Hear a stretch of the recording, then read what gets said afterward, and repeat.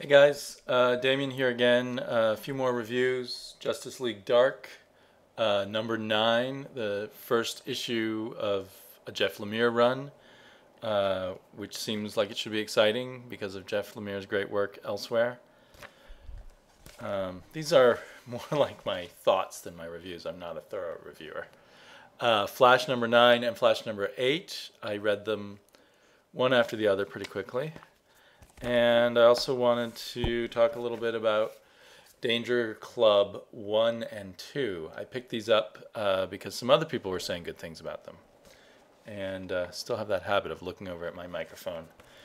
I think it picks me up pretty well from here. So let me talk about the Flash first. These were all like, I thought they were really cool, but there were little problems. Flash, oops, I'm not even holding up the Flash there. Flash number 9. Flash number. Man. Haha. Flash number 9 and Flash number 8. Flash number 8. It's the mirror effect. Flash number 8 was really cool. Full of great stuff.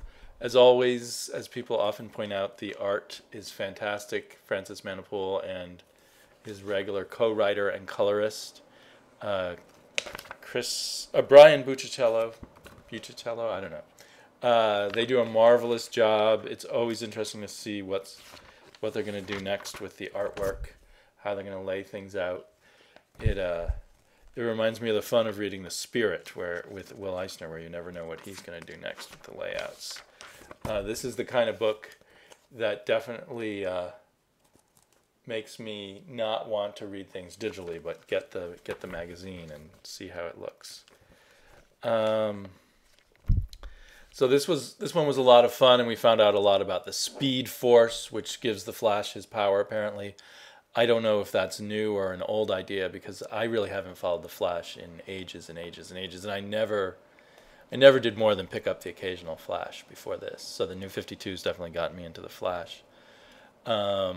We have this villain, the Turbine, who's pretty cool. And the whole, we're inside the Speed Force, so it's kind of this dimension, and we learn new things about it. And then, and we get teased for Gorilla Grodd at the end, and it seems really exciting, and we really want some Gorilla Grodd. But then this Gorilla Grodd issue is a bit of a letdown. Just somehow it doesn't click so well. I think some other reviewers, David Lee had some really good points about the amnesia gimmick being too gimmicky, too much just a convenience for the writer. And Minutia Minute, I don't know why I always want to call him Minutia Man. Minutia Minute had some good points about we're starting to accumulate a lot of dangling threads. Maybe the Gorilla Grodd story would have been better if they didn't feel they had to do it in one issue, but could spread it out and really sort of develop Gorilla Grodd.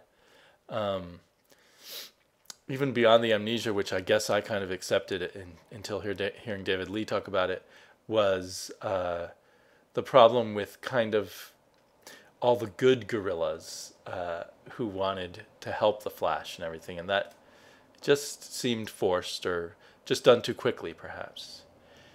And the dangling, now we've really got a lot of dangling threads. And I'm starting to wonder, maybe I missed, there was that really cool part where he thinks super fast, but that doesn't seem to show up here anymore, his ability to think within the Speed Force and think super fast there. Maybe I need to reread some older Flashes and see if they had actually gotten rid of that. But then as I became more critical of it, I even looked back at issue 8 and I wondered, well, we never had explained very well what Turbine's power is and what he does. And so it seems like they're piling up more and more unexplained things and then just moving on. So the Flash is still really great. But there's that but. But is it heading towards some problems, or is there going to be as much of a payoff? Is it going to be as exciting as it seems it's going to be? And then talking about expectations, Justice League Dark, I had very high expectations with. I'd only read issue 1 in the New 52. I'm familiar with most of these characters, more from Vertigo or really old comics. And I thought, I'll jump on with Jeff Lemire. I still like the idea of the sort of darker, more supernatural characters somehow being in a superhero team. But this has yet to convince me. John Constantine, the Hellblazer, is kind of the leader, putting together the group, and it just seemed going through the motions and not very exciting to me. And as I think Ghost Critic pointed out, this is not the most exciting version of John Constantine. And we've had a lot of John Constantine in the past, and we want to see you do something interesting with him. The bad guy and the searching for artifacts, and it all just felt kind of by the book. The artist does the action scenes really well. I thought the talking scenes sort of between the action were weaker, but I really did love the art in the action sequences. Very exciting. So I definitely stick with this for a while and see if it picks up ahead of steam now that he's set things up. But a little bit of a disappointment. And then a number of people talked about Danger Club, and it looked a little interesting, a little different, and it is. Each issue starts with one page from what looks like some old comic book and about these superhero sidekicks, and then we launch into a much more modern looking art style. And it's I like the drawing, but I don't like the coloring. The coloring seems to obscure things to me and weigh it down and not match the art style. But so the basic premise is that we've got these kids sidekicks. Did I lose my other copy? That's weird. We've got these sidekicks. Oh, I got confused. I thought I was looking at Mind the Gap, but I was looking at an ad for Mind the Gap on the back. So there are sidekicks. Sidekicks are the only superheroes left. All the main superheroes have died in some big battle, and now the sidekicks are trying to work things out, usually in a very bloody and belligerent fashion. People get killed, wiped out. There's huge conflicts, all leading up to them needing to face whatever the big bad thing in outer space is that already killed all the superheroes. So so it's all very enjoyable and very clever, and there's some kind of unique touches. Like this heroine is a miniature girl who flies inside a giant robot, which is somewhat familiar, but she also comes from a miniaturized version of Tokyo where they have lots of giant robots. But she's a bit of a rebel from that miniaturized Tokyo, and it'll be interesting to find out more about that. But the big but about this and whether it will be good in the future is these issues kind of start in the middle of the action as if these superheroes have been going on for a long time, and now we're clearing the stage. We're killing off a lot of characters. Other characters have already been killed off before the series starts, and we don't know where the series is going beyond this sort of clearing of the stage in Danger Club. So another one that I'll keep reading for a while. Definitely one of the cooler Image comics that are trying to do things a little differently. Also kind of in that dark, let's show that superheroes are really kind of these gross, violent things. And so I'm kind of a little dubious of that too. At some point, you just want superheroes to be superheroes a little more.